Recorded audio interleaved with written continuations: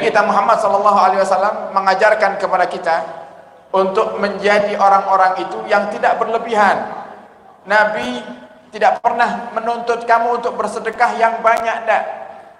Sedikit, tapi kau istiqamah lakukan, itu lebih baik daripada kau bersedekah banyak cuma seumur hidup sekali.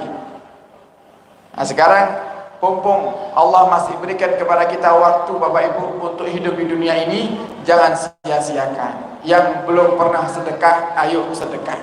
Tidak ada ruginya kita bersedekah. Apalagi di saat ada orang yang minta. Ada orang yang minta kepada kita. Misalnya pengemis. Ada dalam Islam dianjurkan umat Islam untuk tidak menolak pengemis sebisa mungkin.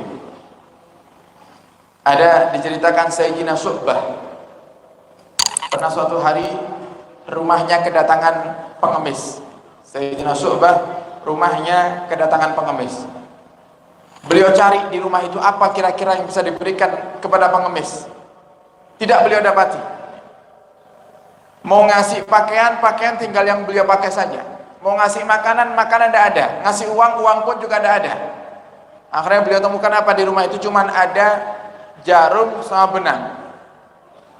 Karena kebiasaan beliau tidak pernah menolak pengemis yang datang. Beliau lihat pengemisnya ternyata bajunya sobek. Mau ngasih uang tidak ada, makanan tidak ada, pakaian juga tidak ada. Beliau ambil jarum dan benangnya, beliau jahitkan itu pakaian pengemis. Sampai seperti itu mereka para salaf kalau kedatangan pengemis. Sayyidina Isa alaihissalam beliau pernah berkata, man radda sa'ilan khaiban, siapa yang menolak daripada orang yang meminta pertolongan kepadanya, maka Allah subhanahu wa ta'ala menjadikan rumahnya dijauhkan dari malaikat selama 7 hari. Oke, nah ini sering nih kebiasaan kalau datang pengemis kadang kita marah. Kalau datang orang minta sumbangan santunan anak yatim kita marah. Musim corona iki ora enek duite. Nah, nggih. Sepi kabeh iki. Jangan, usahakan untuk membantu. Kalau tidak bisa bantu, apapun yang kau miliki berikan. Kalau mentok sudah tidak ada lagi, minimal jangan kau tolak dalam keadaan hati mereka kecewa. Tetap senangkan. Misal kita janjikan, ngapunten Pak, niki kula mboten gadah arta niki, tidak ada duit ini sekarang. Gimana kalau besok Bapak kesini lagi? Mungkin saya ada rezeki besok. Entah itu uang, entah itu makanan, jenengan besok balik. Nah, itu kan ada harapan, dia senang. Oh, ternyata beliaunya ini kepingin bantu tapi tidak ada yang bisa diberikan. Nah, sehingga pengemis atau orang yang minta bantuan kepada kita itu tidak kecewa. Kenapa? Nabi Isa sudah mengatakan kalau sampai mereka kembali keluar dari rumah kita dalam keadaan kecewa, Allah jauhkan malaikat 7 hari daripada rumah kita. Jadi rumah kita tidak dikelilingi oleh para malaikat. Nah kalau sudah rumah tidak dikelilingi oleh para malaikat, berarti rahmat Allah tidak ada di rumah itu. Karena yang bawa rahmat malaikat, yang bawa rahmat Allah subhanahu wa ta'ala kepada hamba ini semuanya malaikat. Sekarang kita kumpul di sini, kita di majelis ini semuanya, kita dapat rahmat. Siapa yang menyampaikan rahmat kepada kita? Para malaikat. Nah, kalau kita menolak mereka orang-orang yang meminta bantuan kepada kita, maka Allah subhanahu wa ta'ala jauhkan malaikat daripada rumah 7 hari. Maka ayo kita tergerak hati, jangan sampai kita menjadi orang-orang yang pelit. Apalagi di masa-masa seperti ini, masa datangnya wabah itu harusnya kita semangat bersedekah. Kenapa seperti itu? Karena sedekah ini Bapak Ibu termasuk salah satu manfaatnya adalah bisa menjauhkan kita daripada penyakit. Rasulullah SAW katakan dalam hadisnya, hasinu amwalakum bizzakah wa dawu mardakum bisadaqah. Jagalah harta kalian dengan zakat. Jadi kalau kalian kepingin hartanya dijaga sama Allah, maka zakati. Setiap tahun keluarkan zakat fitrah. Kalau jenengan termasuk orang yang wajib mengeluarkan zakat mal, keluarkan zakat mal. Ada orang itu kalau sudah dengar perkara zakat paling tegang.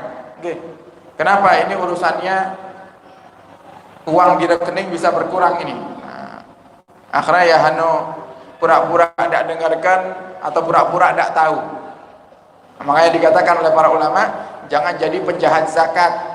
Di saat kamu wajib zakat, kamu pura-pura tidak tahu, pura-pura bodoh, pura-pura tidak ngerti cara mengeluarkan zakat, padahal tahu, pernah dengar dari guru-gurunya, pernah dengar dari para ulama. Sekarang jangan bayangkan Bapak Ibu kan, mengeluarkan zakat itu sedikit. Kalau jenengan zakatnya zakat perdagangan, zakat tijarah, cuma 2,5%. Daripada apa? Daripada uang modal atau modal barang yang masih ada di toko, kemudian plus keuntungan yang masih ada. Yang dihitung modal yang masih ada, kemudian keuntungan yang masih ada, dan barang yang dihutang sama orang. Tiga ini, jangan hitung semuanya. Misal nih gini, saya punya toko, kemudian saya mulai buka toko di bulan, misalnya bulan Safar.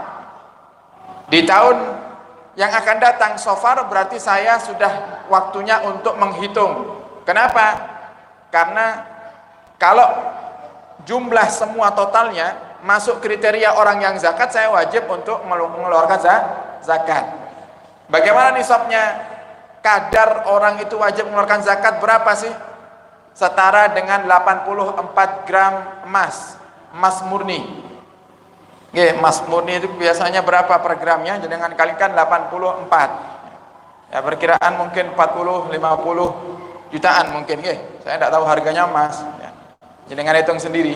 Nah, kalau dihitung ternyata setelah setahun dari Safar bulan tahun 1440 atau 1441 ke Safar 1442, kok sampai jumlah 40 atau 50 juta, maka jenengan termasuk orang yang wajib mengeluarkan zakat. Berapa yang dikeluarkan? Yang dikeluarkan cuma 2,5%-nya.